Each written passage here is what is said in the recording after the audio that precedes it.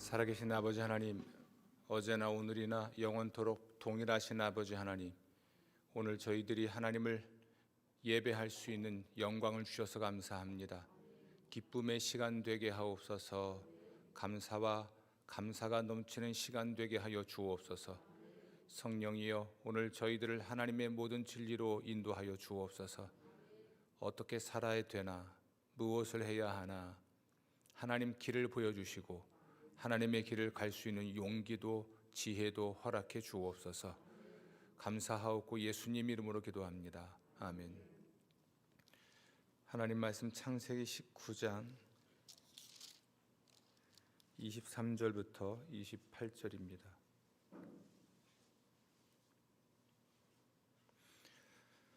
봉독합니다. 롯이 소알에 들어갈 때에 해가 돋았더라. 여호와께서 하늘 곧 여호와께로부터 유황과 불을 소돔과 고모라에 비같이 내리사 그 성들과 온 들과 성에 거주하는 모든 백성과 땅에 난 것을 다 엎어 멸하셨더라. 롯의 아내는 뒤를 돌아보았으므로 소금 기둥이 되었더라. 아브라함이 그 아침에 일찍 일어나 여호와 앞에 서 있던 곳에 이르러 소돔과 고모라와 그 온 지역을 향하여 눈을 들어 연기가 옹기가마의 연기같이 치솟음을 보았더라. 아멘. 아멘.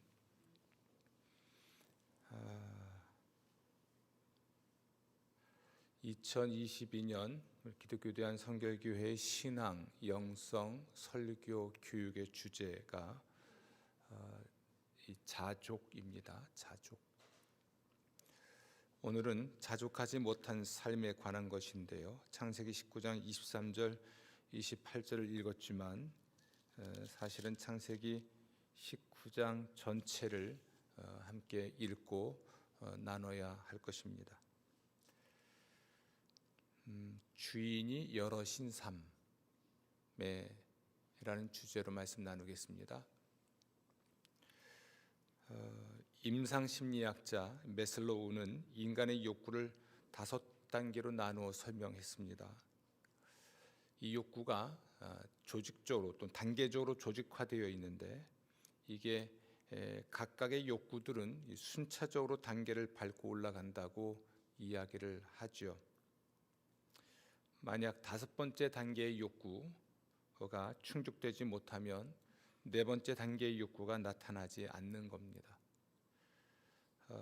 그걸 그림으로 그려보았는데요. 첫 번째는 생리적 욕구이죠. 이것은 생물학적 생명을 유지하기 위해 필요한 것에 대한 욕구입니다. 배설, 수면, 휴식, 갈증, 배고픔 이런 것들이죠. 두 번째는 안전 욕구인데요. 이건 생리적 욕구가 해결된 다음에 갖게 되는 욕구인데 이건 안전감과 안정의 욕구입니다. 위험, 공포, 사고, 박탈 이런 것으로부터 안전하려는 욕구이죠. 그래서 미래를 예측하거나 또는 질서 있고 확실하고 정돈하고 싶은 욕구를 말합니다.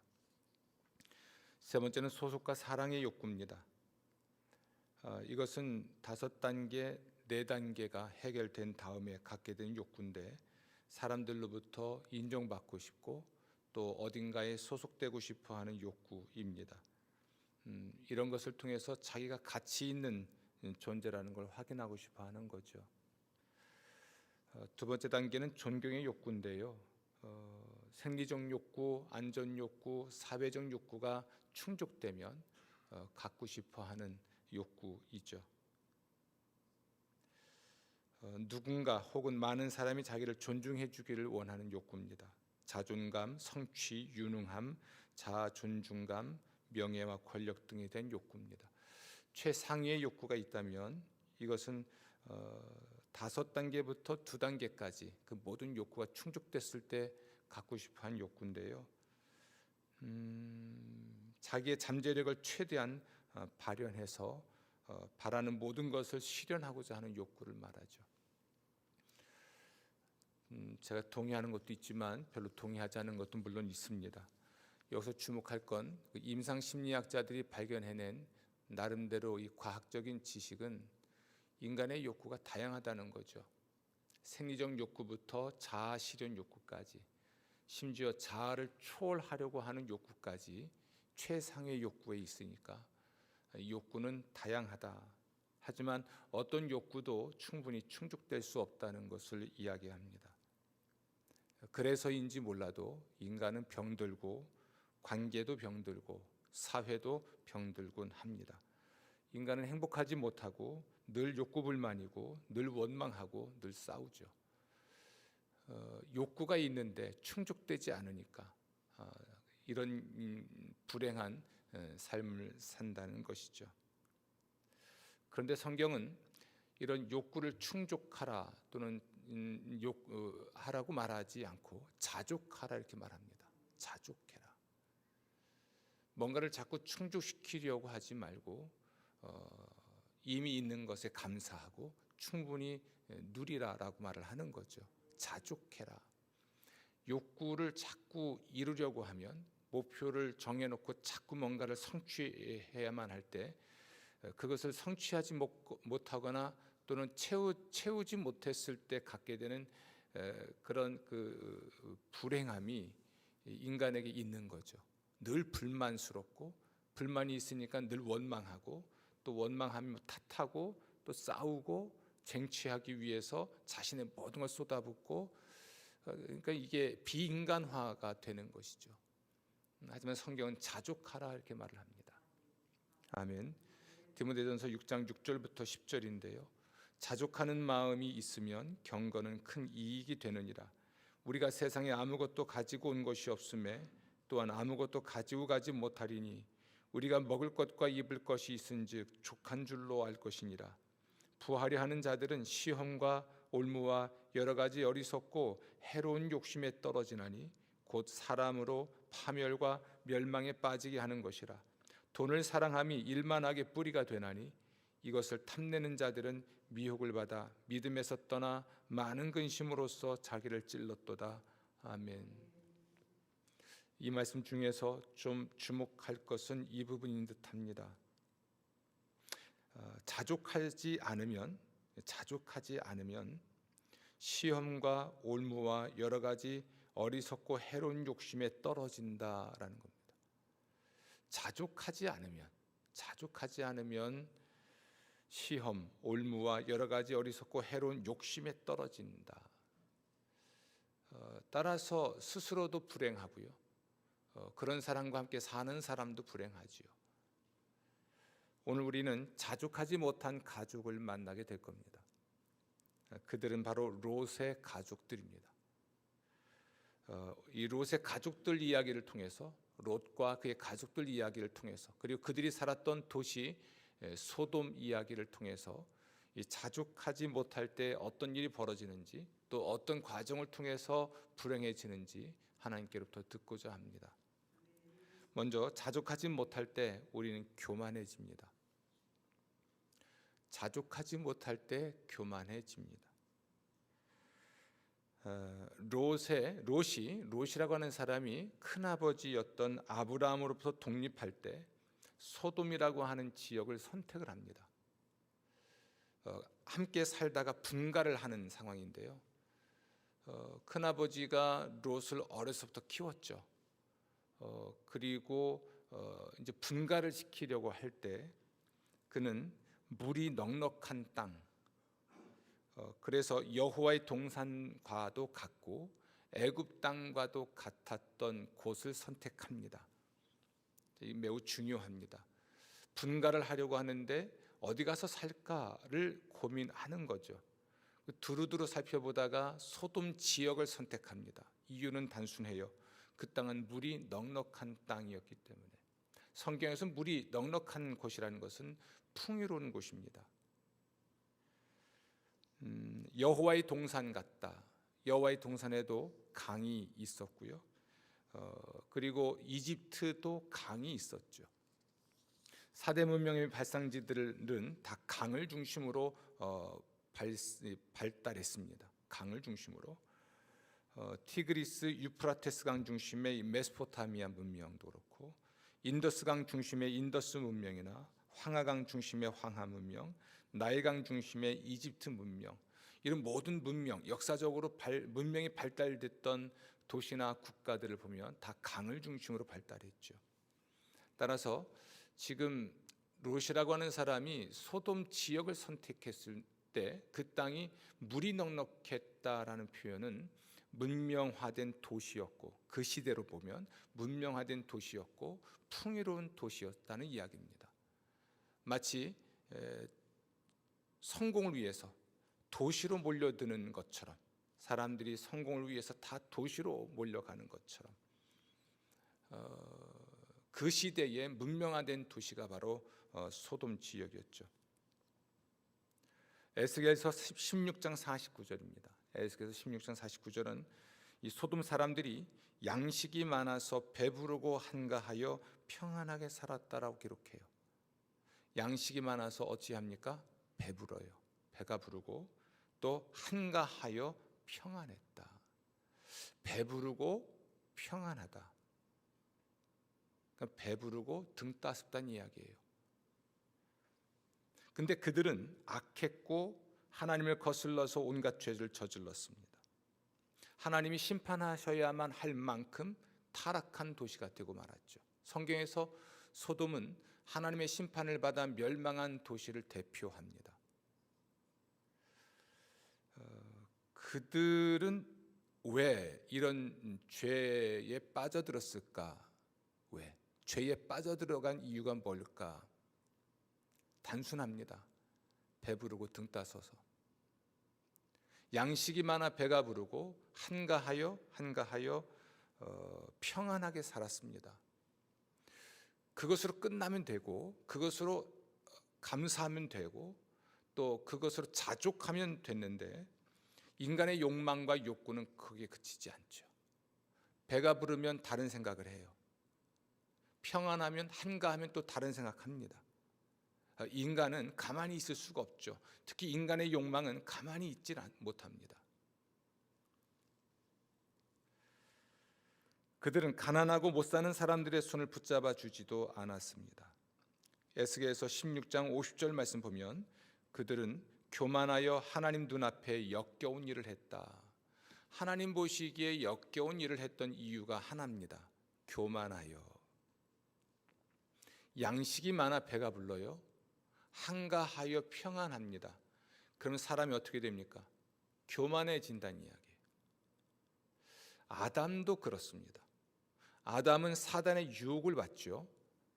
아담은 사단의 유혹을 받았는데 그때 어떤 상태였냐면 양식이 많아 배가 부르고 한가하여 평안했습니다. 하나님이 동산을 창설하시고 동산의 모든 것을 두시고 그 모든 것을 향유하게 해주셨어요. 아담이 농사를 지은 게 아니에요. 사실은 처음 하나님이 아담을 만드시고 에덴이라는 동산에 두실 때는 모든 걸 갖춰놓고 그곳에 살게 하셨습니다. 그는 배가 불렀죠. 그리고 한가했죠. 평안했죠. 그때 마귀가 유혹을 합니다. 하나님처럼 될 수 있다. 당장 먹을 게 없어서 고민인 사람에게는 하나님처럼 될 수 있다는 것이 유혹이 될 수가 없어요. 모든 걸 다 갖추고 있는 사람은 자기가 모든 걸 독자적으로 해낼 수 있다고 생각을 하게 되고요. 그리고 모든 걸 독자적으로 하려고 합니다. 이게 교만해진다는 것이죠. 양식이 있어 배부르고 한가하여 평안하니까 이제는 모든 걸 이 정도면 내가 모든 걸 해도 되겠구나라는 생각을 하는 거죠. 자기가 하나님이 될 수 있고 자기가 하나님이 되려고 하는 이 교만함에 빠지게 되죠. 이 교만하니까 못할 게 없어요. 그래서 아담도 하나님이 금지하신 나무의 열매를 덥석 먹어버립니다. 지금 누리고 있는 것 그 이상의 삶이 있을 거라고 생각하는 것이죠. 지금 가진 것 이상의 것을 가질 수 있다고 생각하는 것 같아요. 따라서 이 정도면 내가 모든 걸 할 수 있다고, 모든 걸 내 마음대로 해도 된다고 생각을 하는 것 같아요. 가지고 나니까, 갖고 나니까, 소유하고 나니까, 넉넉해지니까 이제 교만해져서 자기가 하나님이 될 수 있고 하나님이 되려고 하는 사람이 되는 거죠. 이게 이제 교만입니다. 교만하니까 배는 게 없어요. 하나님도 보이지 않고 다른 사람도 보이지 않죠. 그리고 하나님이 정하신 선을 넘어갑니다. 선을 넘나들게 되죠.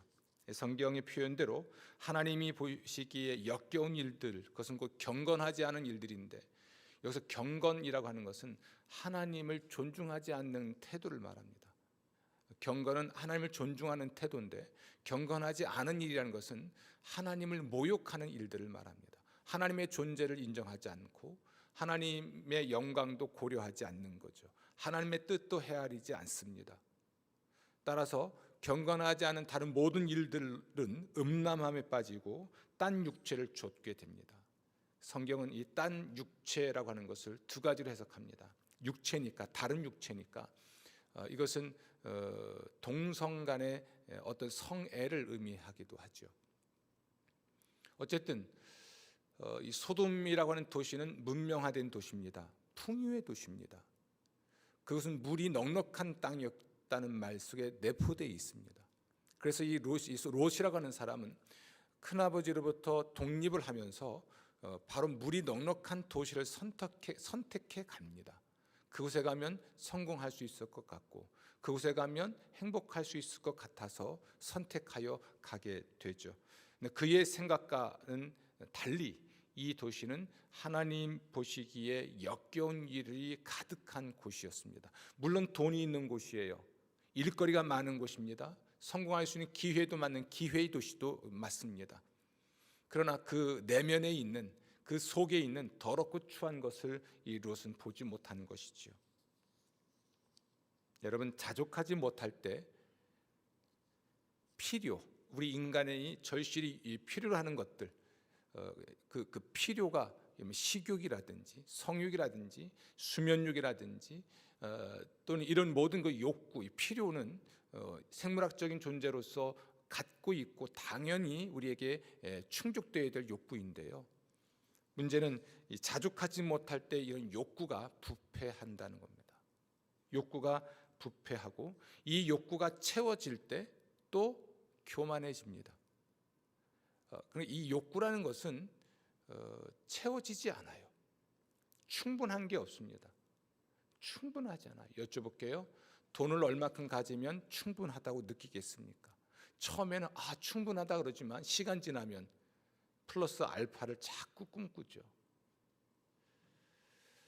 세상이 우울하고 암울해서인지 몰라도 대박을 꿈꾸는 인생들이 많은 것 같아요. 이 대박을 꿈꾸는 인생, 대박을 꿈꾸는 세대가 청년 세대도 포함합니다. 그만큼 우리 청년 세대가 힘들다는 겁니다. 대박을 꿈꾸면 다 대박을 터뜨려야 되는데 다들 쪽박만 차고 살지요. 대박을 꿈꾸는 인생, 파이어족, 그 욕구, 내가 살아가는데 필요한 것들이 채워지는 걸 넘어서서 이게 부패하고, 따라서 이것도 하나 채워지면 교만해져서 그 이상을 가져도 되고, 금기 또는 금지한 선을 넘어서서라도 뭔가를 얻을 수 있다고, 얻어도 된다고 하는 교만함에 빠집니다. 그래서 사람은 점점 더 파멸의 수렁에 빠져 들어가는 것입니다. 성경은 말하죠. 욕심이 잉태한 즉 뭘 낳습니까? 죄를 낳죠. 욕심이 잉태한 즉 죄를 낳습니다. 하나님은 소돔과 고모라에 대한 부르짖음을 들으셨습니다. 그리고 상황을 파악하기 위해서 내려오시게 됩니다. 매우 중요한 표현입니다. 하나님은 구태여 내려오시지 않아도 그곳의 현실을 아세요. 근데 성경이 구태여 내려오셨다는 표현을 합니다. 하나님이 모든 걸 지금 보고 계셨고 알고 계셨다는 것이죠. 그리고 그 소돔과 고모라에 대한 부르짖음이라는 표현이 나와요. 그 도시에 대한 부르짖음, 이게 누가 부르짖은 것일까요? 그 도시에 살고 있던 의인들, 아마 있다면 롯 하나입니다. 그러나 여기서 말하는 그들에 대한 부르짖음은 그들에 의하여 착취당한 사람들의 부르짖음입니다. 도시의 명암이 있죠. 화려한 도시의 그 골목길을 보시면 됩니다. 모든 것이 깨끗하게 정리되고 정돈된 그 도시에 뒷골목의 시궁창 생각하시면 돼요. 그 도시에서 쾌락을 즐기거나 또 여유롭게 여가를 즐겼던 사람들이 배설한 그 모든 오물들이 떠내려가고 있는 하수구를 생각하시면 됩니다. 이게 소돔과 고모라의 뒷모습이에요. 화려하게 치장한 그러한 도시의 어두운 구석이죠. 골목이죠. 시궁창이죠.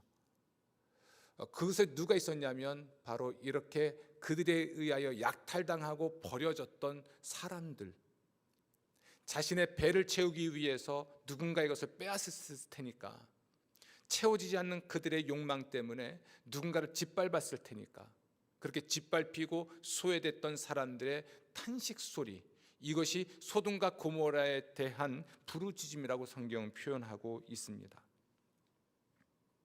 하나님이 내려오셨죠. 실상을 파악하십니다. 그리고 그 땅을 파멸시키기로 결정하십니다.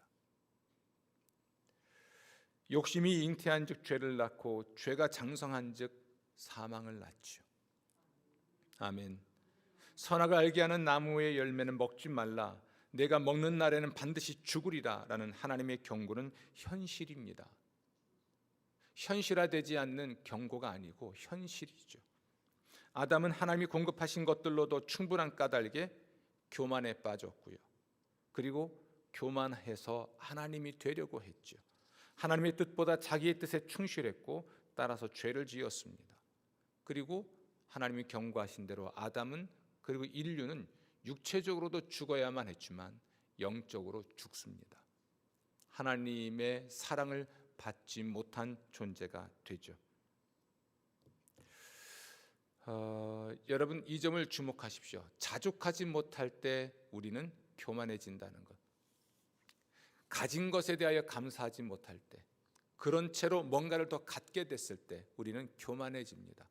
교만해진다는 말은 독자적으로 인생을 살려고 하고 살 수 있다고 여기는 것인데 하나님을 자기의 삶에서 배제해버리는 것입니다. 혹은 어떤 권위에 대해서 자기의 삶에서 배제해버리죠. 그러므로 그는 방자해지죠. 오만방자해져서 하나님이 금지하신 일, 하나님 보시기에 역겨운 일도 마다하지 않고 합니다. 채워도 차지 않는 욕구 때문에 늘 욕구 불만의 상태가 되고 그걸 채우기 위해 누군가를 해코지해야만 하는 인생이 되죠. 탐욕으로 얼룩진 그러한 사람들로 가득한 공동체는 늘 욕구 불만과 원망과 탓과 다툼만 있을 뿐입니다. 평화가 있을 수 없죠. 그리고 그렇게 살아가는 사람과 그 도시에 하나님 불을 내려 심판하십니다. 마음 깊이 새게 할 것입니다. 자족하십시오. 있는 것에 감사하시고 또 그것을 가지고 하나님을 영화롭게 하십시오. 삶이 더 풍요로워질 줄로 믿습니다. 아멘. 두 번째로 자족하지 못할 때 하나님 나라의 요구를 거절하게 됩니다. 하나님 나라의 요구라는 것은 하나님 나라에 들어오라는 초청, 하나님 나라에 들어가기 위해서 해야 할 일들, 이것을 말합니다. 자족하지 못할 때 하나님 나라의 요구를 거절하게 되죠. 여러분, 하나님께서는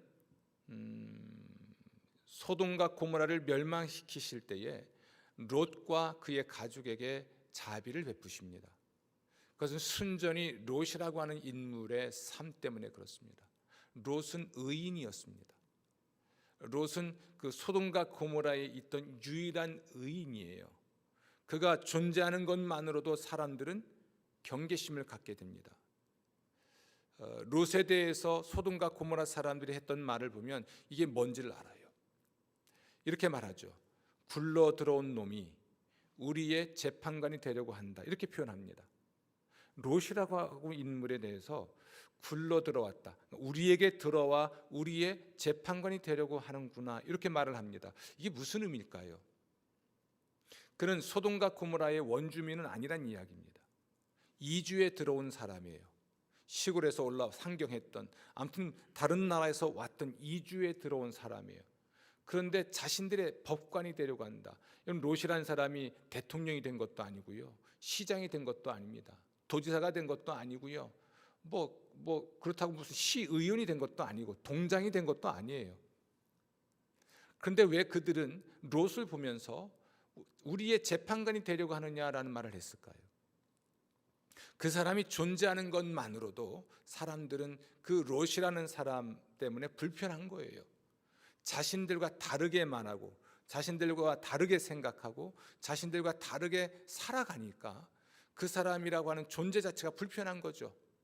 도둑질하려는 사람들이 정직한 사람 앞에서는 이게 그 사람, 정직한 사람이 불편한 거거든요. 그렇죠. 그렇죠. 사기치려고 하는 사람도 마찬가지입니다. 남의 것을 도둑질해야 하는데 정직한 사람이 하나 있으면요, 불편한 거예요. 그를 제거해야 되는 것이죠. 영 껄끄럽잖아요. 그런 의미입니다. 롯은 의인이고 소돔과 고모라에서 심령이 상한 사람이에요. 그 도시 문명 때문에, 그 도시 문명의 이면에 있는 시궁창 같은 삶 때문에 이 롯은 이 마음이 상한 사람이에요.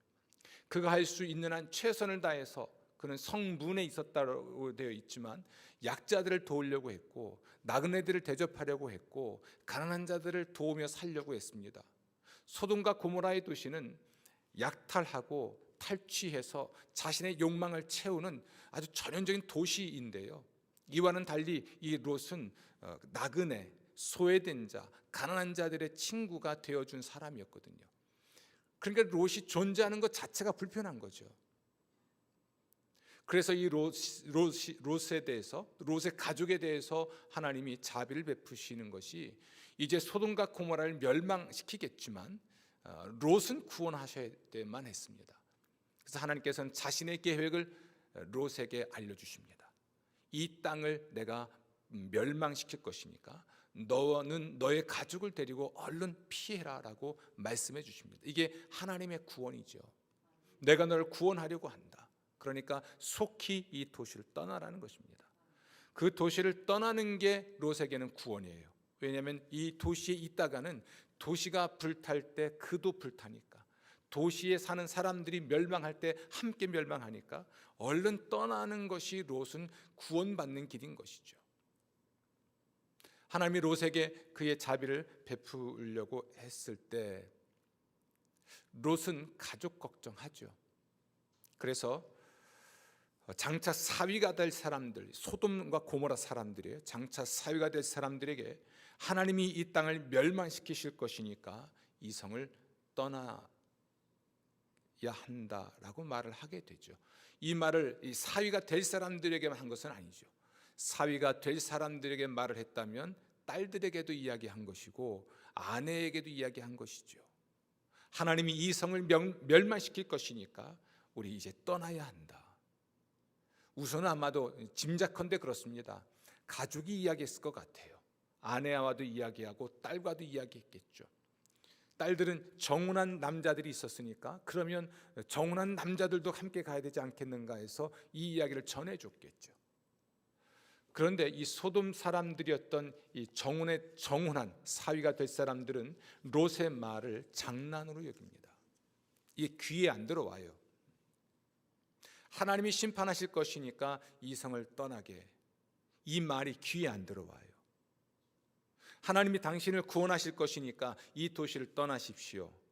떠나야 구원받습니다. 이런 말들이 귀에 안 들어오는 거예요. 왜 그럴까요? 하나님이 심판하십니다. 이런 말도 귀에 안 들어오지만 하나님이 당신을 축복하십니다. 그러나 떠나야 복을 받습니다. 떠나야 구원받는 것입니다. 이런 말들이 귀에 안 들어와요. 오히려 그런 말들을 말장난으로 여기는 겁니다. 아유 참, 장인어른 이 무슨 말씀이세요? 이 거대한 도시가, 이 거대한 문명이 전혀 부족하지 않은 우리의 이런 풍요로움이 이게 없어진다고요? 그럼 뭐 천지개벽을 한다는 이야기입니까? 뭐 이렇게 답을 하는 거죠. 뭐 데이터가 있습니까? 근거가 있습니까? 여러분, 롯이 보여줄 수 있는 근거는 뭐가 있을까요? 빅데이터가 있었나요? 단순합니다. 하나님의 말씀밖에 없었어요. 하나님께 들은 말씀, 하나님의 말씀을 청종하고 또는 경청하고 나서 알게 됐고 또 발견하게 된 그 진리의 말씀 하나밖에 없습니다. 그러니 무슨 빅데이터가 통합니까? 이성적이고 과학적이고 합리적인 사람들에게는 어떤 데이터를 들이대면서 증거를 들이대면서 말을 해야 설득이 되는데 이거 설득이 안 되죠.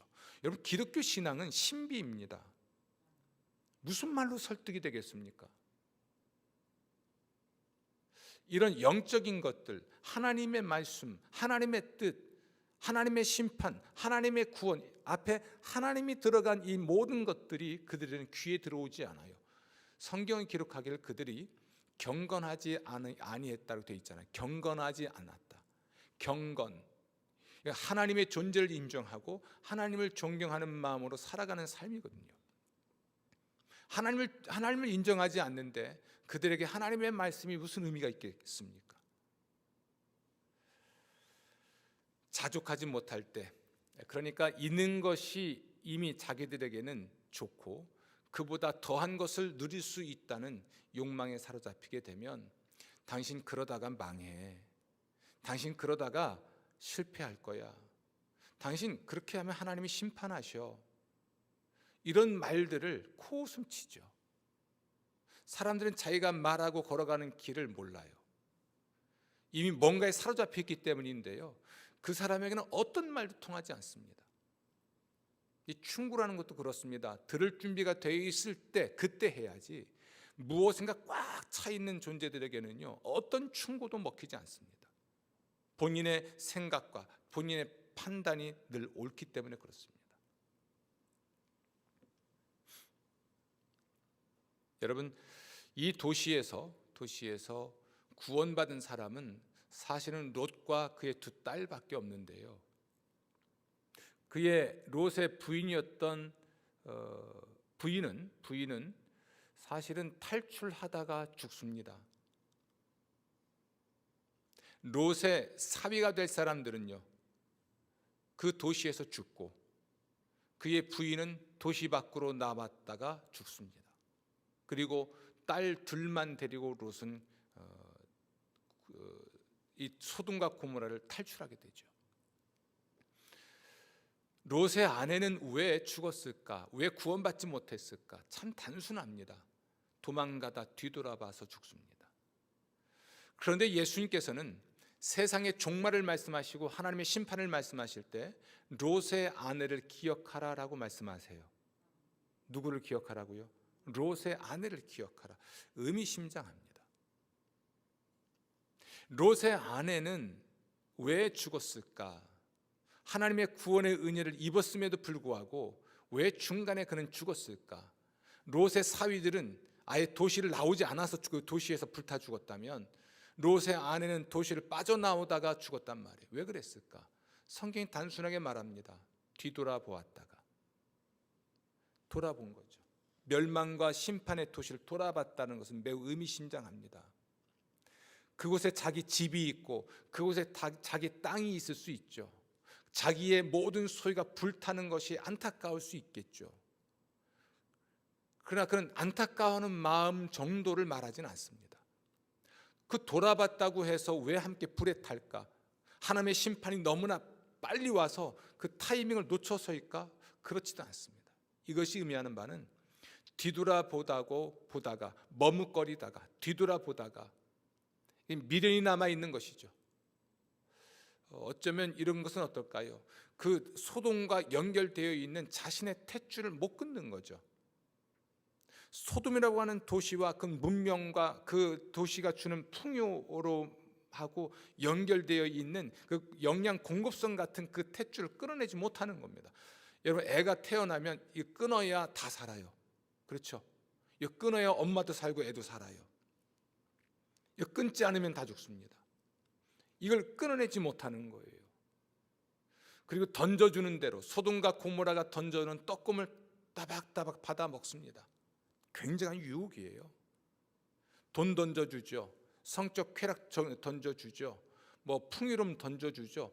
던져주면서 자꾸 미끼 던져주고 끌어당기니까 덥석덥석 받아먹다가 함께 망하는 겁니다. 노아의 시대이든 롯의 시대이든 그 사람들의 특징은 시집가고 장가가는 겁니다. 집 짓고 집을 허무는 것입니다. 그저 먹고 배부른 것입니다. 그것만 관심이 있습니다. 나의 안전, 아까 매슬로우의 욕구 5단계설 말씀드렸습니다만 나의 욕구가 채워지는 것만이 인생의 목적이에요. 생리적 욕구가 채워지면 안전 욕구를 채워야만 하고, 이것이 채워지면 사회적 욕구를 채워야 하고, 이것이 채워지면 이 채워지지 않는 걸 채우려고 하는 그 삶이 끊임없이 우리로 하여금 하나님 나라를 위해서 포기해야 될 것들을 포기하지 못하게 합니다. 한 젊은 부자 관원이 예수님 찾아와서 무엇을 해야 천국 갈 수 있습니까? 라는 질문을 했었죠. 그때 예수님이 네 거 다 팔아서 나눠주고 나를 좇으라 이렇게 말합니다. 예수를 따르는 삶은 자기의 것을 포기해야 하는 순간들이 너무나 많아요.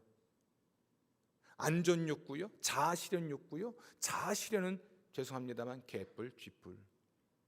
예수를 좇는 삶에 있어서 자아 실현이 어디 있습니까? 나를 실현한다고요? 나를 초월한다고요? 안전 욕구에 안전을 원한다고요? 그렇지 않습니다. 생리적 욕구가 채워져야 한다고요? 성경을 보십시오. 많은 그리스도인들은요, 이게 채워지지 않습니다.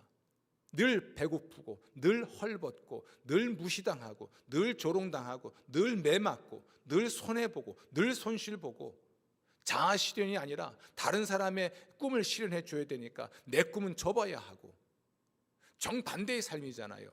하나님 나라, 다시 말하면 하나님의 구원하시는 통치, 구원하시고 돌보시는 이 하나님의 은혜를 누리는 삶을 위해서는 사실은 버려야 할 것이 있는 거예요.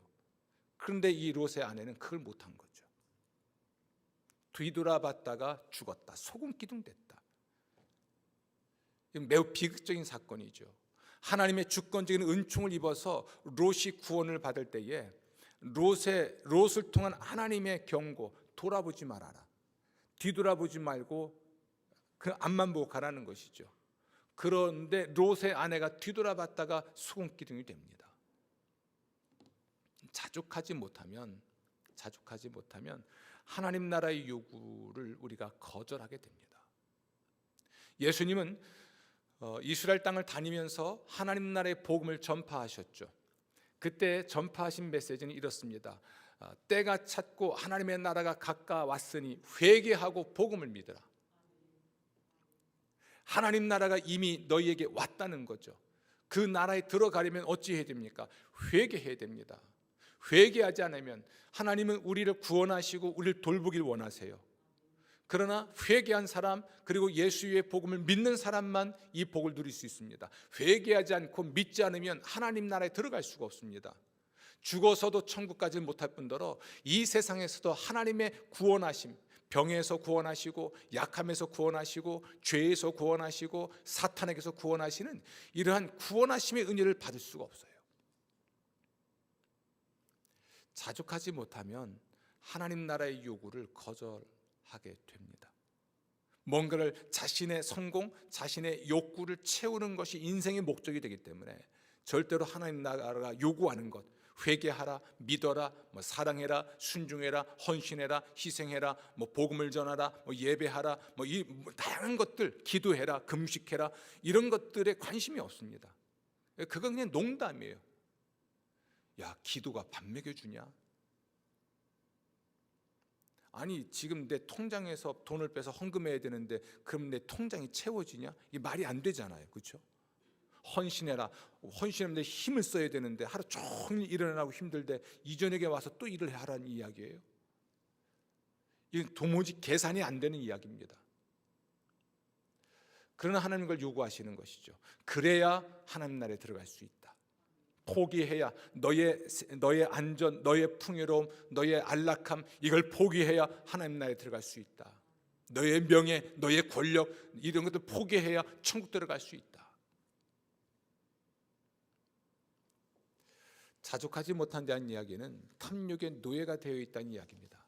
더 많이 소유하려고 하고 하는 까닭에 그는 절대로 하나님이 요구하는 걸 받아들일 수 없어요. 더 많이 소유해야 되는데 하나님은요, 버리라고 하시잖아요.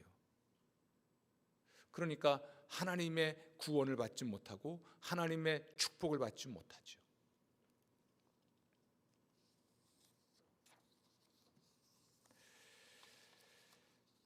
자족하지 못할 때 마지막 한 가지는 목적을 위해 수단을 정당화합니다. 오늘 저는 여러분들에게 자족하지 못하는 삶에 대해서 롯의 가족과 관련하여 말씀드리는데요. 자족하지 못하면 교만해지고요. 두 번째로 자족하지 못하면 어찌 된다고요? 하나님 나라의 요구를 거절하게 되고요. 세 번째는 자족하지 못할 때 목적을 위해 수단을 정당화합니다. 자, 기적같이 롯은 그 두 딸과 함께 구원을 받았습니다. 비록 모든 걸 다 잃었습니다. 모든 걸, 소돔 땅에서 일구었던 모든 것, 참 청운의 꿈을 안고 서울을 갔다가 쫄딱 망해서 낙향하는 경우도 있잖아요. 큰아버지로부터 독립할 때 큰아버지가 떼어줬던 그 모든 것들을 소돔과 고모라 땅에서 다 투자해서 다 일구었는데 그것이 한순간에 잿더미가 됐습니다. 빈털터리가 돼서 딸 둘과 함께 도망쳐 나왔단 말이에요.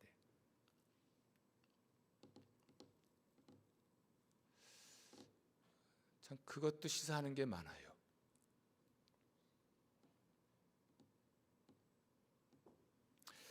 그런데 이 자족하지 못할 때 목적을 위해 수단을 정당한다는 말은 무슨 뜻일까? 여러분, 이 두 딸이 뭔 짓을 저질렀냐면 아버지는 늙었고 사람들은 다 결혼을 하는데 우리와 결혼할 남자는 없다. 허니 아버지를 술에 취하게 한 다음에 잠자리를 같이 해서 아버지 통해서 자식을 얻자. 자식을 얻는다라는 것은 목적이에요. 수단은요, 결혼하는 것입니다. 이것만이 정당합니다. 결혼을 통해서 자녀를 얻는 것만 정당해요. 그런데 결혼할 남자가 없으니 아버지가 아니라 갑자기 이 아버지가 남자가 되는 거죠. 아버지를 술에 취하게 한 후 아버지와 잠자리를 같이 하여, 이게 수단이에요.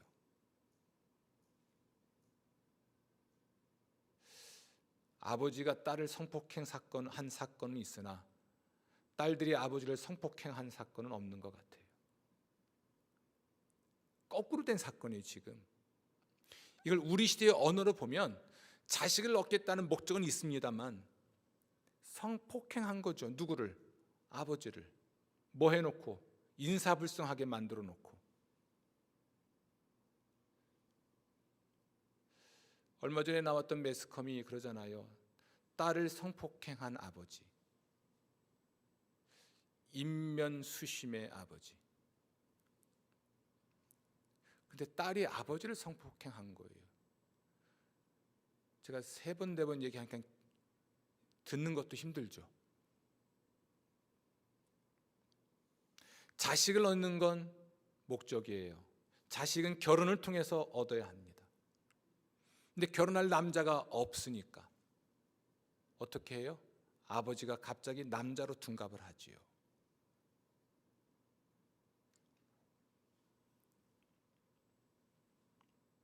큰딸이 동생과 상의해서 먼저 오늘 밤에는 내가, 다음 날 밤에는 네가, 이렇게 해서 아버지를 통해서 이 두 딸이 임신을 합니다.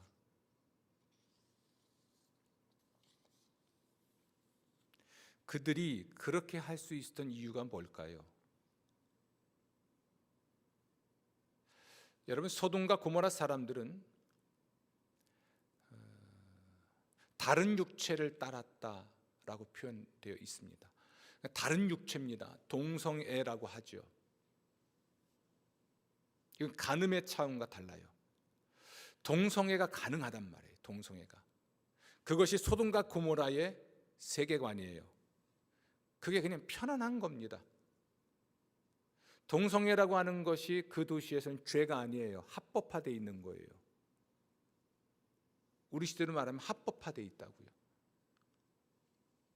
근친상간, 이것까지 가능하다는 생각들을 할 수 있게 된 겁니다. 그러니 간음이라고 하는 것은 혼외 성관계잖아요. 그런데 근친상간은 또 달라요. 동성애는 또 달라요. 성경은 심지어 동물과 교합하는 얘기도 합니다. 이게 역겨운 이야기들이잖아요. 저는 놀라는 건 이겁니다.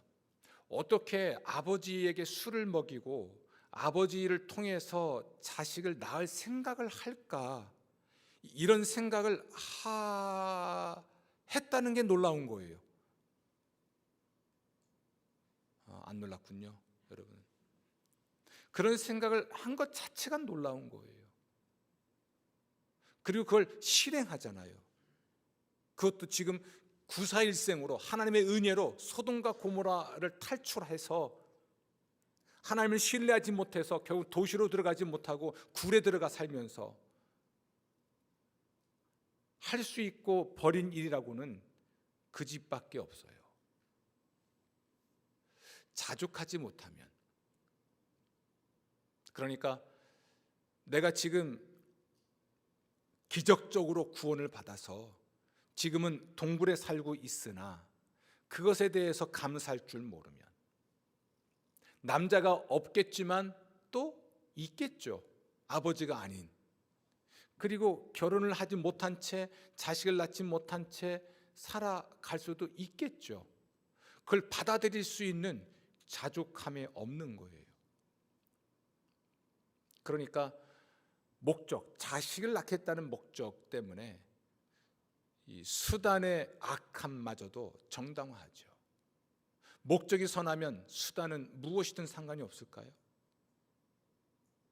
이 세속적 세관이죠. 성공할 수 있다면, 돈만 벌 수 있다면 뭐든 해도 되나요? 아담이 에덴 동산에서 하나님같이 될 수 있다면 하나님이 금지하신 나무의 열매를 먹어도 되나요? 그건 또 아니잖아요.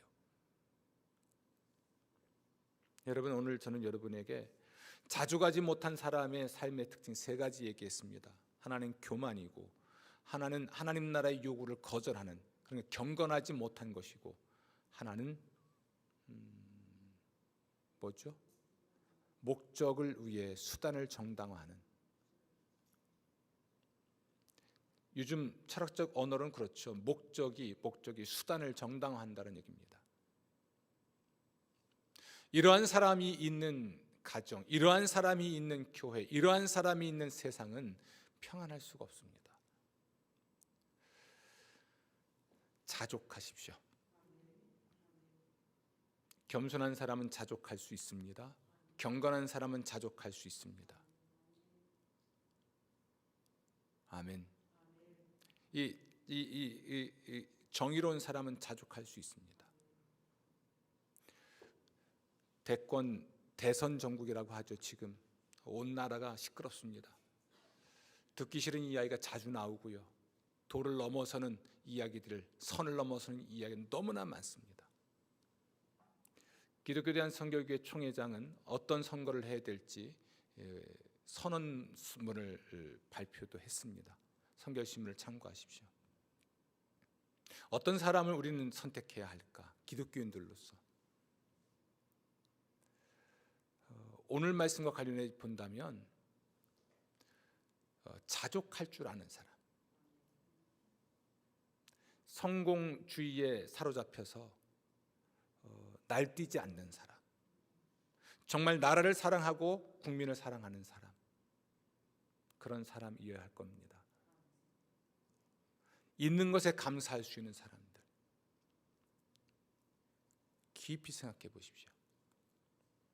여러분의 인생과 지금 대선 전국인 이 나라의 미래가 사실은 암울합니다. 이 암울한 현실을 살아가는 여러분, 오늘 주신 말씀을 마음에 담고 자족의 삶을 살 수 있도록 기도하십시오.